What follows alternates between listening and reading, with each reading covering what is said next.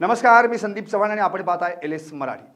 कोल्हापूरमधील प्रसिद्ध ज्योतिबा मंदिरात एक धक्कादायक प्रकार समोर आला आहे. मंदिर परिसरात काही पुजाऱ्यांकडून परिते गावातील 2 भाविकांना बेदम मारहाण झाल्याचा व्हिडिओ सोशल मीडियावर व्हायरल होतोय.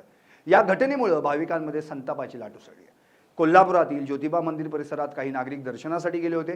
यावेळी पुजारी आणि नागरिकांमध्ये तुंबळ हाणामारी झाल्याचा व्हिडिओ समाज माध्यमांवर व्हायरल झाला. ज्योतिबा मंदिरात 15 ते 20 पुजाऱ्यांनी मिळून 2 भाविकांवर लाथाबुक्क्यांनी हल्ला केल्याचा प्रकार उघडकीस आलाय.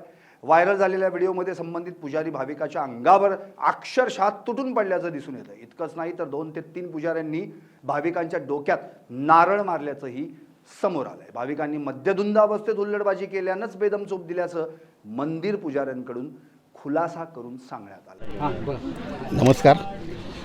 कालचा जो प्रकार ज्योतिबा डोंगर येथे कालचा प्रकार जो झाला, पिरिते गावचे एक सासनकाठी आली ती आणि मंदिरामध्ये जवळजवळ सकाळी 8 वाजता सासनकाठी आलेली ती 1-1:30 वाजेपर्यंत मंदिराभोवती अगदी ह्याच्यात म्हणजे जल्लोषमध्ये नाचत होते. त्या जल्लोष नाचत असताना पालखीचं त्यामध्ये आमची दुपारची असते, आरती असते, त्याला व्यत्यय येत होता. त्याचबरोबर हुंड आम्ही नवीन आत्ता आणलेला आहे, अजून त्याचा सरावसुद्धा चालू आहे. त्याचबरोबर त्या हुंडाची छेडछाड केली त्यांनी. तसेच आमच्या इथले ढोल वाजवतात सेवेकरी, त्यांनासुद्धा धोतर वयोवृद्ध आहेत, आजोबा आहेत, त्यांना त्या लोकांनी परिते गावच्या त्यांचं धोतर वगैरे टोपी वगैरे गुलाल मारला त्यांच्या तोंडावर. तसंच आमच्या काळभैरवचे तिथे नारळ जे फोडायला बसतात त्यांनासुद्धा तिने केसर मारणे वगैरे. त्याचबरोबर महिलांना वगैरे जरा ते मद्यधुंदीमध्ये होते आणि अगदी म्हणजे तुम्हाला सांगतो दारूच्या नशेतच सगळी होती. आता तुम्हाला सांगायचं म्हणजे आणि अशी 150-200 लोक मंदिराभोवती सकाळपासून 1-1:30 वाजेपर्यंत तिने हैदोस माजवलेला थोडक्यात सांगतो तुम्हाला. आणि हे होत असताना देवस्थान कर्मचाऱ्यांनी सुद्धा त्यांना हे प्रयत्न केला की हे करण्यासाठी अटकाव केला, तरी त्यांनासुद्धा ऐकलं नाही. त्यांच्यावरसुद्धा धक्काबुक्की त्यांना केली. त्याचबरोबर पोलीस डिपार्टमेंटसुद्धा होतं, त्यांनासुद्धा काही 1-2 महिलांनासुद्धा तिने ढकल हे केलं. त्याच असा ज्यावेळी त्यांचा उन्माद माजत गेला आणि पुजाऱ्यांना अर्वाच्य शिव्यासुद्धा दिल्या त्यांनी.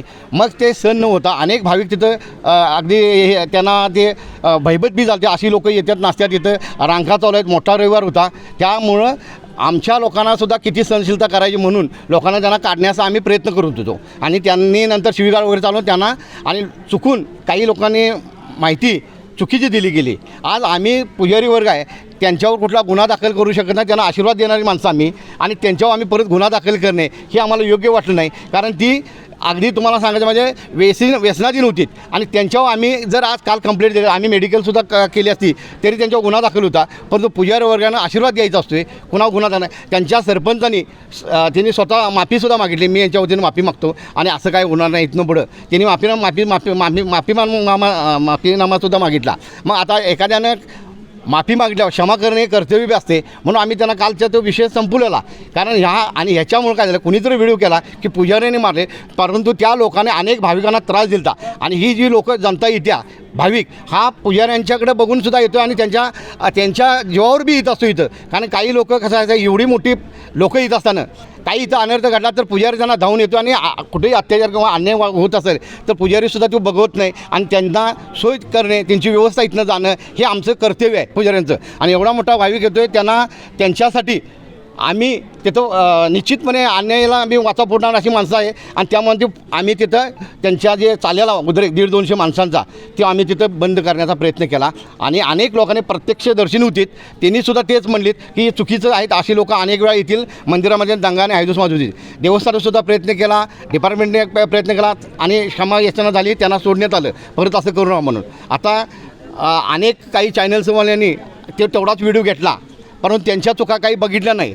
आणि तेव्हा काय झालं, पुजारी वर्गाने मारला म्हणून काय झालं की बातमी लिकेज केली आणि पुजारी वर्गांच्या अनेक आमच्या कमिटी आल्या की वाईट एकदम म्हणजे काही हे पुजारी हे असे आहेत तसे, परंतु ही चुकीचं आहे. एकच बाजू मांडली गेली आणि ही बाजू मांडत असताना आमच्या लोकांच्या प्रतिक्रिया समाजामधल्या कोणाला ज्योतिबावरल्या ग्रामस्थांना विचारत न घेता एकतर्फी बातमी लावली, ते चुकीचं आहे. आम्ही त्यांचा आज कुठल्याही चॅनलचं नाव घेतलं, परंतु तुम्हाला सांगतो जे चॅनलवाले तुम्ही दिलं असेल ही आमची प्रतिक्रिया आहे. आज गाव आमच्या एक तुम्हाला सांगतो की एखाद्या दुःख आम्ही व्यक्त केलं आहे की अनेक भाविक येतात, पण आम्ही निषेध म्हणून तिथं आज दुकानंसुद्धा आमची बंद झालेली आहेत. ग्रामस्थांनी उत्स्फूर्तपणे का की एक चूक नसताना आमच्या ह्याच्यावर लादली गेल्या आणि ही भाविकांसाठी आम्ही हे केलं की काही नशेखोर येतात आणि ते दंगा माजवाल्यात, म्हणूनच त्यांनी केलं, म्हणून आम्ही त्यांना थोडा प्रतिकार केला असेल.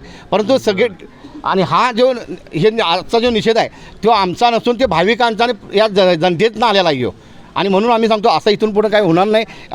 आमची तर चूक नसताना आम्हाला वाईट वाटायला की प्रतिक्रिया तुमच्या वाईट आल्यात. तर आज हे पुजारी वर्ग आहे हे तुमच्यासाठी आशीर्वाद देण्यासाठी असतोय, कुठले कुणाला शिवीगाळ करण्यासाठी नाही. जो माणूस आशीर्वाद देतोय ते त्यानं त्याच्यावर गुन्हा दाखल करणे त्यांच्यावर हे आम्हाला बी योग्य वाटत नव्हतं. तर हे केलेलं ह्या ज्या कोणी मीडियाने जे कुठले असेल चॅनल त्यांचा आम्ही निषेध बी करतो आणि नाराजी व्यक्त करतो. आज जी बातमी आलेली आहे तशीच तुम्ही ही त्या चॅनलवर प्रतिक्रिया द्यावी ही आम्ही तुम्हाला कळकळीने विनंती सांगतो. तुम्हाला ज्याने कोणी दिली असेल. एका बाजूला काही नागरिक मद्यप्राशन करून हुल्लडबाजी करत असल्याचा आरोप करण्यात आलाय, तर देव कार्यात आणि देवाच्या छबिन्यासोबत छेडछाड केल्याच्या प्रकरणातून ही मारहाण झाल्याचं सांगण्यात येत आहे. तर दुसरीकडे पुजाऱ्यांनी आरेरावी करत भाविकांना मारहाण केल्याचं देखील समोर येत आहे. या प्रकरणात परिते गावातील भाविकांना पुजाऱ्यांनी मारहाण केल्यानं गावकरी मात्र आक्रमक झाले. देवस्थानला या संदर्भात जाब विचारणार असल्याचं गावकऱ्यांनी म्हटलंय. मद्यप्राशन करून हुल्लडबाजी करणाऱ्या भाविकांसंदर्भात कालच्या घटनेचा निषेध नोंदवत संपूर्ण ज्योतिबा डोंगरावरील दुकानं बंद ठेवण्यात आलेली आहेत.